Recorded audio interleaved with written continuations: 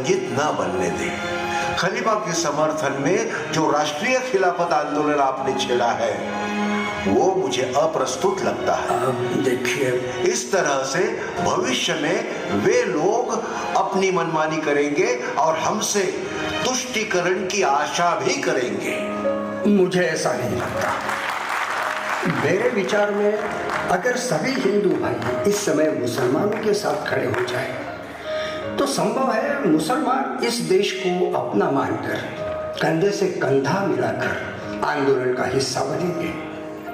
हमारे विशाल हृदय का और व्यापक दृष्टि का उन पर होने वाला प्रभाव मैं देख रहा हूं और वो अपनी धर्मनिष्ठा से बढ़कर राष्ट्र प्रेम से अपना कर्तव्य निभाते हुए मुझे दिखाई दे रहे हैं। बापू, मैं तो उनकी पृथकता का अनुभव करता हूँ और गोरक्षा की मांग करने वाले श्री बड़े जी को जिस तरह से अपमानित किया गया उसकी निर्भत्सना करता हूँ। मैं मेरे कहने पर अड़िग हूँ, संदेह को अस्वीकृत करता हूँ। बड़े जी का अपमान होना ये घटना मुझे एक गैर मतलब की लगती है। यद्यपि कांग्रेस ऐसी घटनाओं का समर्थन ना करे तो बेहतर होगा। मुंजे जी, मेरी प्रार्थना का समय हो रहा है, इसलिए मुझे आज्ञा दे। धन्यवाद। बापूजी, इसलिए 1 वर्ष तक आप राजद्रोही भाषण नहीं करेंगे, ऐसा अभिवचन लिख कर दे। और 1,000 की 2 जमानतें तथा 1,000 रुपए का मुसल क्या लिख कर दे। आप कुछ भी निर्णय दीजिए, मैं निर्दोष हूं, ये मेरी आत्मा की आवाज है। सर्वसाक्षी परमेश्वर के न्याय पर मुझे पूर्ण विश्वास है, अतः मुझे मांगी हुई जमानत देना मुझे स्वीकार नहीं है। राजद्रोह के आरोप में आपको 1 वर्ष सश्रम कारावास की सजा दी जाती है। यही हमारे सद्गुण विकृति की अनैतिकता है। दास्यता का मूल कारण ही हमारी संवेदनशीलता है। इतिहास यही कहता है कि हम दूसरों के प्रशस्ति के लिए इतने अधिक तृष्णा रखते हैं कि अपनों को दुर्लक्षित कर देते हैं। क्या आवश्यकता थी हमें खिलाफत आंदोलन की, पर अली बंधुओं के बहकाव में आकर गांधी जी ने इसे राष्ट्रीय आंदोलन बनाने का प्रयास किया। इसी का विरोध हिंदू महासभा करते आ रही है, मात्र हिंदू जनमानस आज भी आंखें मूंद कर बैठा है। यही मेरे चिंतन का विषय है। अहिंसा का स्थायी भाव मेरे भी मन में है। मैंने कभी सपने में भी अवांछित हिंसा का समर्थन नहीं किया, किंतु अहिंसा का अर्थ कायरता है तो मेरा उसे विरोध है। अहिंसा धर्म का पालन वही कर सकता है जो सामर्थ्यवान है, शक्तिशाली है, पवित्र है, सत्य के पक्ष में है और अपने समाज को सफल बनाने का प्रयास करता है। आपसे सहमत हूं केशव। का साम्राज्य मिट गया तो धूर्त ब्रिटिशों ने हमें गुलाम बनाया और आज हमारी परिस्थिति क्या है?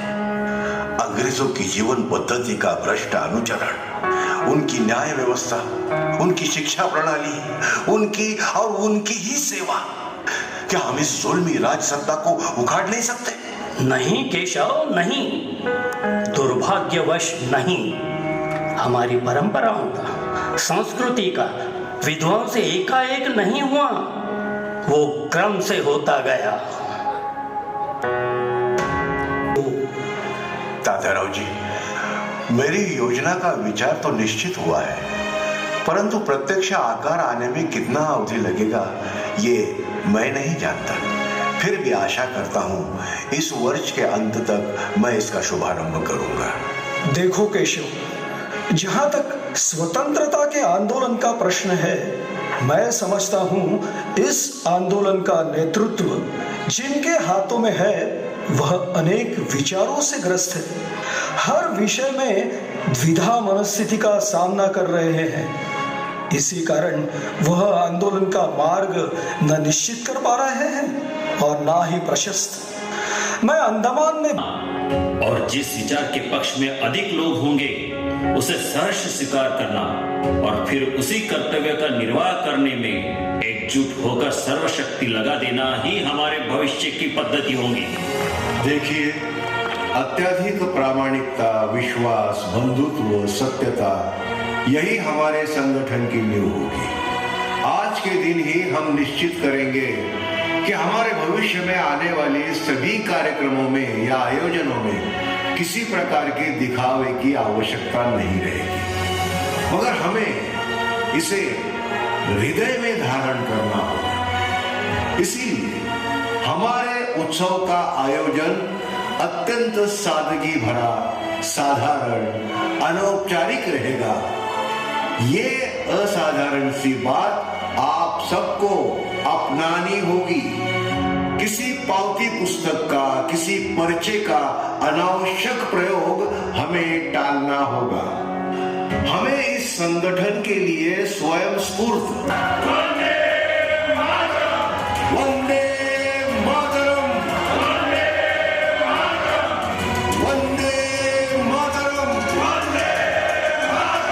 भारत माता की, भारत माता की, भारत माता की।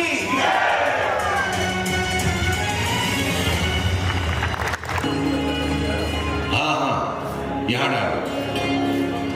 हाँ, अरे वहां का गड्ढा देखिए। हाँ, वो पत्थर डालो, पत्थर। हाँ हाँ, ठीक है। हाँ देखो देखो, यहाँ का मैदान तो समतल हो चुका है। हाँ, लाओ लाओ लाओ। हाँ, अच्छा अच्छा। हाँ, डालो। आप संभालिए गुरुजी, आप संभालिए। सर, ये कैसी बातें कर रहे हैं आप शीघ्र ही स्वस्थ हो जाएंगे, ऐसा मत कहिए।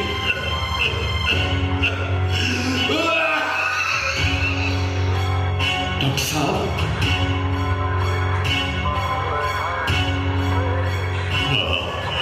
वो तो ठीक है, पर मैंने जो कहा उसे अवश्य ध्यान में रखिए।